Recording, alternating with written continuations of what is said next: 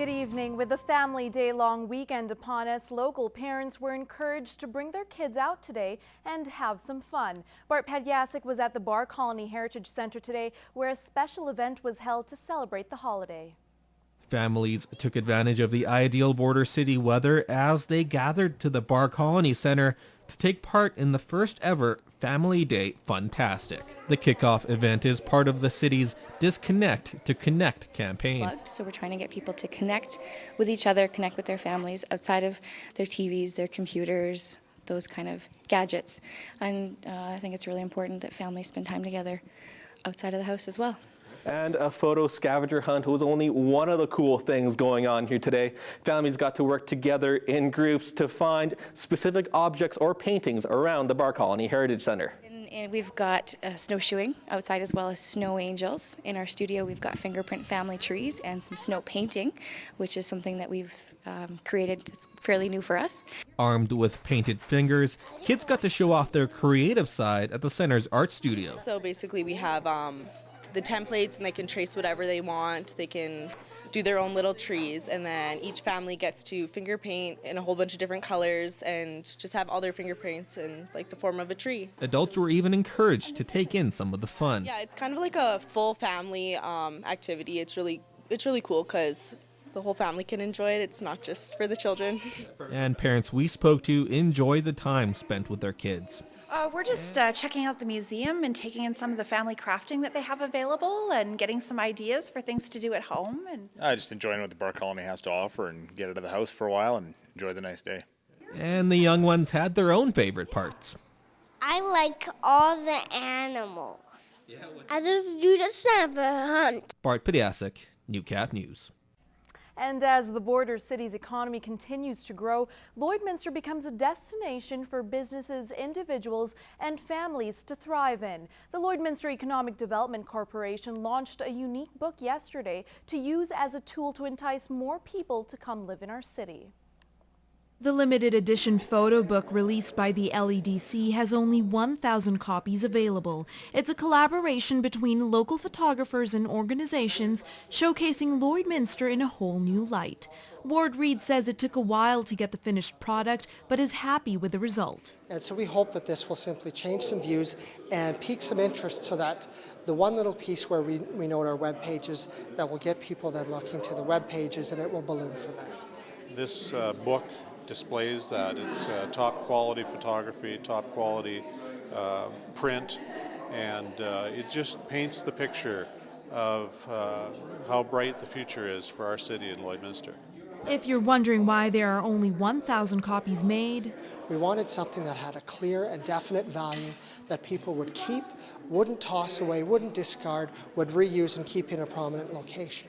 It's a marketing tool, certainly very attractive, shows many different facets of the city of Lloydminster, but there's also product there because it demonstrates that there's something for you to see and do and get involved with. The photo book will be targeting influential leaders and other individuals throughout Canada and the world. City officials, LEDC partners, and the library are just some of the few that will have copies of the book. Lloydminster really is not just a community of ag and oil, that there's a lot of opportunity across the board for individuals, for families, for business, and so on. The book will be available to the public to purchase in the next 2 months. And Moses, we're talking about CrossFit athletes here in the border city. Actually, some of the best are competing in Battle on the Border. Yeah, it's a really exciting time. It put me to shame, that's for sure. Some of the top CrossFit athletes from Alberta, Saskatchewan, and up north were in the border city this weekend competing at Cujo Conditioning.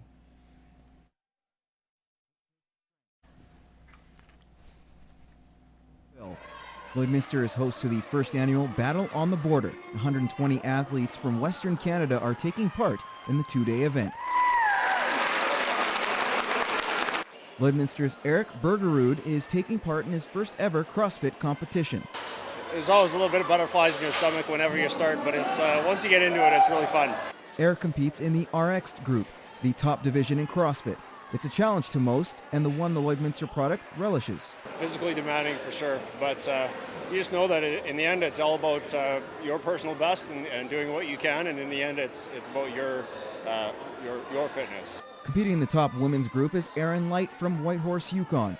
She's entering her third CrossFit competition. This one's got a lot of events, and so I'm getting pretty tired, and I'm loving it though, but I'm very fatigued. It didn't take long for Erin to gravitate to the sport. Fell in love with CrossFit. I was a gymnast before, and CrossFit seemed like the right fit. It's a lot of fun. It's all functional movements, and it's really challenging, and you work out with people and you make friends, and it's all about being part of a community. So not a lot of gyms, like a regular Globo gym, doesn't have that community feel, or not the ones I've been to. So this, you come for the community. Absolutely insane, those athletes. Well, to hoops now, and the Lakeland Rustlers basketball teams were in action for their final home games of the regular season, taking on Concordia Thunder. So we'll start with the women. Third quarter, tied at 34, Amy Warbrick to hand Crease McLean for 3. Next time down, it's Crease McLean again. Back-to-back trays giving the Rustlers a 6-point lead. Dying seconds of the quarter. Inbounds pass to Amanda Carlton, and she hits from downtown while getting hit in the mouth. She was okay. Rustlers up 47-40. This one was a physical contest. Another case in point, the two number 10s banging heads at center court. Rustlers' Kayla Wharton would have to leave the game. That seemed to spark the Thunder in the fourth. After a Rustlers miss, Raylene Hooper goes coast to coast for the bucket. Thunder trailing 48-47. They would then take the lead for good. Allie Bridgman with the spin move. Shot is blocked, but Kaylee Matasui goes high glass and in for the deuce. Thunder go on to win 60. I thought a sloppy start, a sloppy finish was kind of the big indicator of the game. I thought we were good in the middle chunk of the game, taking care of the ball, getting back on D, and kind of after Kayla Wharton's kind of freak injury there, I thought we fell apart a little bit. I feel sometimes like when we're up and we got the lead on our hands, we tend to kind of horse race, so we get in the habit of horse racing and then kind of end up losing our lead. So we just need to come out, be more mentally focused and ready to just get the task done and win the game. Trent Block Hansen was awarded before the game, the only graduate from the men's program for this season. Congratulations to him. The Rustlers proved to be too much for the Thunder. The initial layup missed there, but Wesley Jones gets the rebound and cleans up. He was a beast in this one. 18 points, 10 rebounds, and that was one of his 7 blocks. The Rustlers go on to the 76-63 victory. The team's on a roll, winning 7 of their last 8 games. We feel a lot better than we did eight games ago, but I mean, I like to think we have some momentum going as we're coming into the playoffs, but you know, we want to just make sure that we keep focusing on our ultimate goal, and that's to get an ACAC championship, and we're still in the mix. We've been in a playoff mentality like all semester now, so we came out, we talked about it, we said we need to win this. Every game we go and said we need to win, so everyone did their part, we contributed, and we got the victory. All right, to Junior B playoff action, the Lloydminster Bandits finally got their postseason underway after Game 1 was postponed due to weather, pushing the series back a few days. They were in Killam to take on the Wheat Kings. Now, it would be the Wheaties who draw first blood in the best-of-7 series with the 5-2 win over the Bandits. Chris Romanchuk and Jelani Whitestone had the goals for the Bandits. Lloyd will look for a split in Game 2. That's going on right now.